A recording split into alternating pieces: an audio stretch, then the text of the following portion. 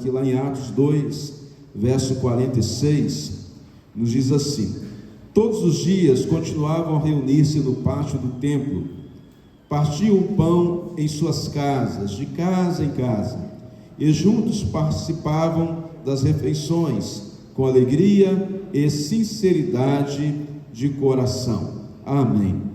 Queridos, a experiência da igreja primitiva a respeito da ceia era nas casas. A igreja não tinha templo. O templo em que a igreja reunia para comunhão, para evangelização também, era o templo de Jerusalém, no pátio do templo. Mas a maior parte das reuniões da igreja primitiva era feita na casa do pessoal. Só anos depois é que vão surgir os templos das igrejas. Como estamos no mês da família, eu quero pensar exatamente nessa importância da ceia nas nossas casas. Como que aquelas famílias que recebiam a ceia, elas se sentiam abençoadas. Como que era gostoso você estar lá na sua casa e receber um grupo de irmãos e celebrar ali a ceia, a salvação em Cristo Jesus. Eu imagino que as pessoas colocavam o nome na lista para ser na sua casa. A próxima vai ser lá em casa, hein? E aquela disputa para ter ali a presença dos irmãos celebrando a ceia do Senhor. A primeira ceia, ela também foi celebrada numa casa. Isso antes da instituição da igreja em si, mas com os apóstolos. Está lá em Lucas 22, versos 7 a 13, diz assim: finalmente chegou o dia dos pães sem fermento, no qual se devia ser sacrificado o cordeiro pascual. Jesus enviou Pedro e João dizendo: vão preparar a refeição da Páscoa. Onde quer que a preparemos? Perguntaram eles. Ele respondeu: ao entrarem na cidade, vocês encontrarão um homem carregando um pote d'água. Sigam-no até a casa em que ele entrar e digam ao dono da casa: o mestre pergunta: onde é o salão de hóspedes no qual poderei comer a Páscoa com os meus discípulos? Ele lhes mostrará uma ampla sala no andar superior, toda mobiliada. Façam ali os preparativos. Eles saíram e encontraram tudo como Jesus lhes tinha dito. Então prepararam a Páscoa. E nesse momento é que Deus institui então a ceia. Foi no momento de celebração da Páscoa. É interessante o contexto disso, né, que Jesus manda os discípulos seguirem lá um homem com um pote d'água, chegar na casa ali de um desconhecido e dizer ao mestre que falou: quer saber onde vai ser a sala para a gente celebrar a Páscoa. Mas Jesus já tinha em seu coração, já tinha por Deus tudo preparado para aquele momento.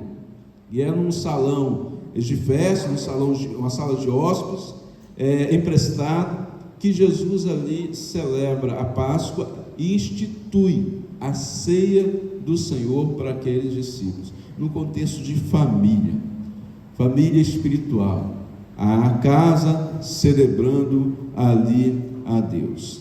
Queridos, as nossas casas, embora a gente celebre hoje a ceia a maior parte do tempo no templo aqui na igreja, as nossas casas precisam ser um ambiente onde se celebre Jesus Cristo, onde a gente lembre sempre que Jesus morreu por nós, Ele se sacrificou por nós, e que Ele vive, está à destra, à direita do Pai por nós. A presença de Cristo precisa estar constantemente em nossa casa, nas nossas refeições, nas nossas conversas, na nossa comunhão. Nós devemos lembrar disso. Nós devemos nos reunir em torno do nome de Jesus, para assim ir experimentando a cada dia, a cada momento da nossa vida, a presença de Jesus, até o momento em que a gente vai celebrar essa ceia na casa celestial. A palavra de Deus vai nos dizer, lá em Lucas 22, 13 a 16, quando chegou a hora, Jesus e seus discípulos reclinaram à mesa e disse-lhes: desejei ansiosamente comer esta Páscoa com vocês antes de sofrer, Pois lhe digo, não comerei dela novamente, até que se cumpra o reino de Deus. E aqui ele está sinalizando a sua volta, quando então tudo vai estar realmente consumado, e quando nós vamos ter as bodas, quando nós vamos celebrar a vitória completa em Cristo Jesus. Então as nossas casas, irmãos, precisam ser um local de celebração a Jesus, de comunhão à mesa em torno do nome de Jesus, de lembrarmos do sacrifício de Jesus pela nossa vida, pela nossa família.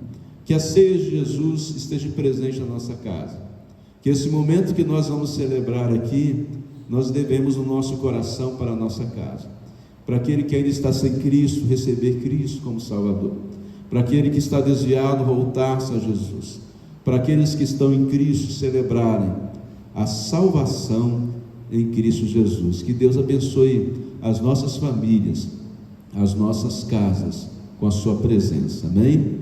Pai, muito obrigado pela tua palavra aos nossos corações, que a presença do Senhor seja abundante em nossos lares e em nossas casas, que as trevas sejam dissipadas pela presença de Jesus no nosso relacionamento, entre o casal, entre pais e filhos, entre irmãos, haja comunhão em torno do nome que o Senhor exaltou sobre todo nome, Jesus Cristo, nosso Senhor.